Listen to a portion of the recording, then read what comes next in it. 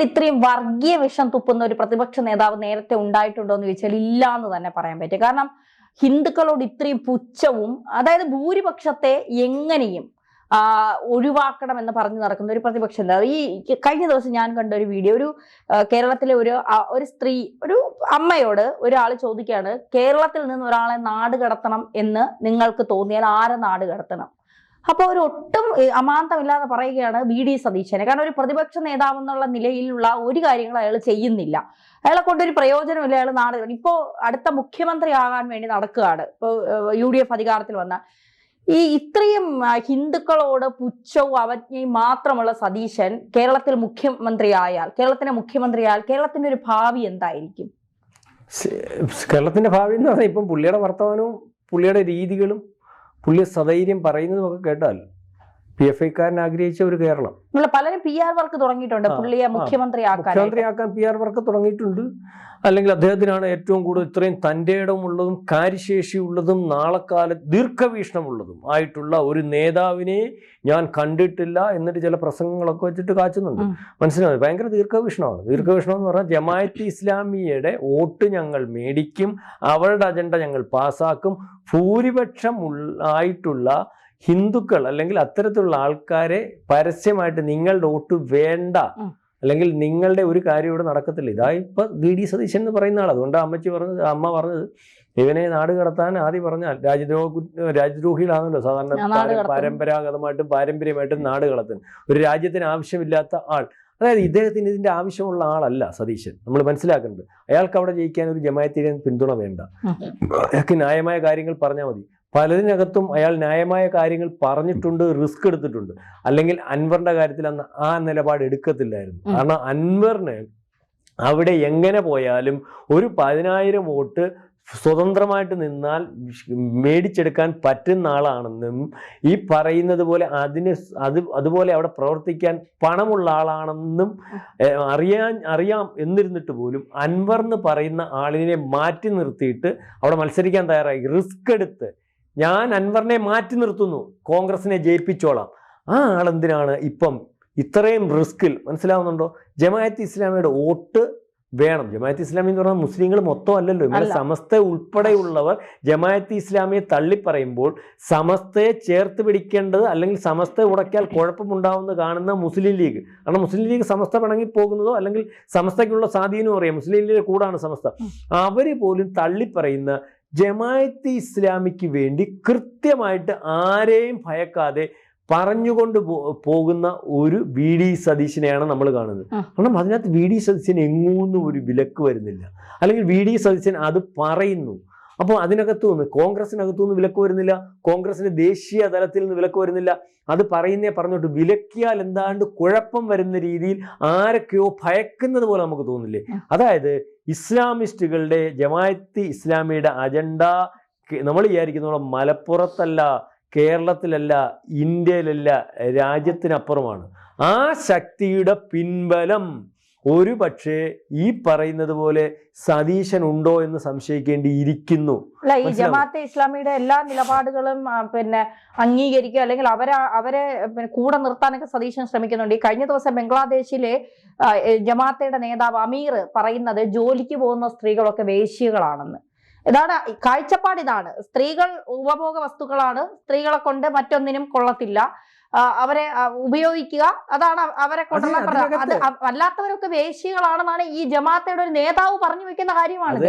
തന്നെ ഇതിനകത്ത് വേറെ കാര്യം, ഇയാൾ എത്ര പറയുമ്പോഴും ഇതിന്റെ ഭരണഘടന നമ്മളിപ്പോ എടുത്തു വെച്ചിട്ട് ജമാഅത്തിന്റെ ഭരണഘടന നോക്കിയാൽ, നമ്മുടെ മൊബൈലിൽ കൂടെ നോക്കിയാൽ അറിയാമല്ലോ, അതിനകത്ത് എഴുതി വെച്ചേക്കുന്ന കാര്യങ്ങളൊക്കെയാണല്ലോ. അതിനകത്തൊന്നും മാറ്റം വരുത്തിയിട്ടില്ല. അമീർ പുള്ളിയുടെ വീട്ടിൽ പോയി ചെവിക്കാത്ത പറഞ്ഞ കാര്യം നമുക്കറിയത്തില്ലല്ലോ. അത് പുള്ളി അങ്ങ് പറഞ്ഞാൽ മതി, പ്രസംഗിക്കും. അമീർ എൻ്റെ അടുത്ത് വന്ന് പറഞ്ഞു, സ്വകാര്യമായിട്ട് പറഞ്ഞു, ഞങ്ങൾ ജനാധിപത്യത്തെ അംഗീകരിക്കുന്നു, ഞങ്ങളുടെ ഭരണഘടനയെ അംഗീകരിക്കുന്നില്ല. എന്നാൽ ഭരണഘടന മാറ്റി എഴുതാൻ പറ അമീറിൻ്റെ അടുത്ത്. മനസ്സിലാവുന്നുണ്ട്? അപ്പം അതൊക്കെ അവിടെ നിൽക്കട്ടെ. അപ്പം ഇതിനകത്ത് രാജ്യാന്തര ബന്ധമുണ്ട്, നമ്മൾ മനസ്സിലാവുന്നില്ല ആ രീതിയിലേക്ക്. ഇതിന് ഒരു ചെറിയ ഉദാഹരണം നമ്മൾ പറയാം, ആരും ശ്രദ്ധിക്കാതെ പോയത്. നമുക്കറിയാമല്ലോ, CPM-നകത്ത് നിൽക്കുന്ന മെമ്പർഷിപ്പ് പോലുള്ള 2 വട്ടം മന്ത്രിയായ ജലീലിനെ അറിയാം. KT ജലീൽ സിമിയുടെ ആളായിരുന്നു. KT ജലീൽ ഒരു സുപ്രഭാതത്തിൽ മുസ്ലിം ലീഗിൽ നിന്ന് പിണങ്ങി. മലപ്പുറത്ത് മുസ്ലിം ലീഗിനെ അറിയാമല്ലോ, പിണങ്ങി. എനിക്കറിയാം, ഞാനന്ന് മലപ്പുറത്ത് കുറ്റിപ്പുറം എന്ന് പറഞ്ഞൊരു മണ്ഡലത്തിൽ ആരും തോൽപ്പിക്കാൻ പറ്റാത്ത ഒരു നേതാവായിരുന്നു കുഞ്ഞാലിക്കുട്ടി. കുഞ്ഞാലിക്കുട്ടിക്കെതിരെ മത്സരിച്ച് ജയിച്ച ഒരു കാലം അറിയാമോ? കെ ടി ജലീലിനെ അന്ന് കുറ്റിപ്പുറത്ത് പോയിട്ടുണ്ടായത് എനിക്കറിയാം. കെ ടി ജലീലിന്റെ അച്ഛൻ അവിടെ ഒറ്റ ഷട്ടർ ഇട്ട ഒരു കടയിൽ തുണി വ്യാപാരം നടത്തുന്ന ആളാണ്. ലാംബട്ര സ്കൂട്ടറും വെസ്പ സ്കൂട്ടറും ഒക്കെ തന്നെ കേട്ടിട്ടുണ്ടോ? ഇല്ല. പഴയ പുറകോട്ടുള്ള ഒരു ലാംബട്ര സ്കൂട്ടറിലാണ് പുള്ളി അവിടെ വരുന്നത്. മനസ്സിലാവുന്നുണ്ട്. അപ്പൊ അത്രയ്ക്ക് സമ്പത്തില്ലാത്ത മനുഷ്യൻ. പക്ഷേ കേരളം മൊത്തം അറിയാമല്ലോ കുഞ്ഞാലിക്കുട്ടിയുടെ ബലം. കുഞ്ഞാലിക്കുട്ടി മലപ്പുറത്ത് ആരാന്നറിയാലോ, കേരളത്തിൽ മൊത്തം അദ്ദേഹത്തിന്റെ ബിസിനസ് അറിയാമല്ലോ, അദ്ദേഹത്തിന്റെ പിടിപാട് അറിയാമല്ലോ, പാർട്ടിക്കപ്പുറം അദ്ദേഹത്തിന്റെ ബന്ധം അറിയാമല്ലോ. ചലിച്ചാൽ ഇപ്പൊ ഇവിടെ നിന്ന് കുഞ്ഞാലിക്കുട്ടിയെ പരസ്യമായിട്ട് റോഡിൽ നിന്ന് സംസാരിച്ചാൽ ഇവിടെ വന്ന് തന്നെ കടി തരാൻ പറ്റുന്ന രീതിയിലുള്ള സംവിധാനം ഇപ്പോഴും എപ്പോഴും ഉള്ള ആളാണ്. കാരണം അതേ രീതിയിലുള്ള പവർഫുൾ നേതാവ്. നമ്മൾ പവറിന്റെ കാര്യം പറഞ്ഞു. സമ്പത്ത്. കുഞ്ഞാലിക്കുട്ടിയെ വെല്ലുവിളിച്ചുകൊണ്ട് ജലീൽ നിന്നു. കുഞ്ഞാലിക്കുട്ടി തോറ്റുപോയി എന്ന്. അന്ന് നമ്മൾ കുഞ്ഞാലിക്കുട്ടിയെ വെല്ലുവിളിക്കാൻ ജലീലിന് എങ്ങനെ കഴിയും? കുഞ്ഞാലിക്കുട്ടിയെ ഒന്നും ചെയ്യാൻ പറ്റത്തില്ല.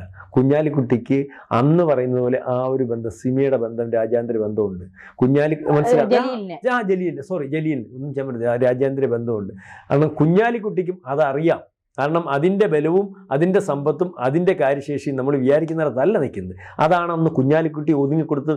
പിന്നെ അതതിൻ്റെ വഴിക്ക് പോട്ടെന്ന് വിട്ടിട്ട് CPM-നകത്ത് ഒന്നും അയാൾ ഇപ്പോഴും നിൽക്കുന്നു. മനസ്സിലാവുന്നു. അതേപോലെ ആണോ ആയിക്കും. പക്ഷെ സിമി നിരോധിച്ച സംഘടനയാണെങ്കിൽ അതിന് വേറെ മുഖങ്ങളല്ലേ ഇപ്പൊ കണ്ടുകൊണ്ടിരിക്കുന്നത് പല രീതിയിൽ. അപ്പൊ ഇതിനകത്ത് VD സതീശന്റെ ഇപ്പോഴത്തെ ഈ പോക്കിനകത്ത് കഴിഞ്ഞ ദിവസം ഷാജി പറയും മതമാണ് പ്രശ്നം. അതുകൊണ്ട് തന്നെ പറയുന്നു VD സതീശനായിരിക്കണം മുഖ്യമന്ത്രി.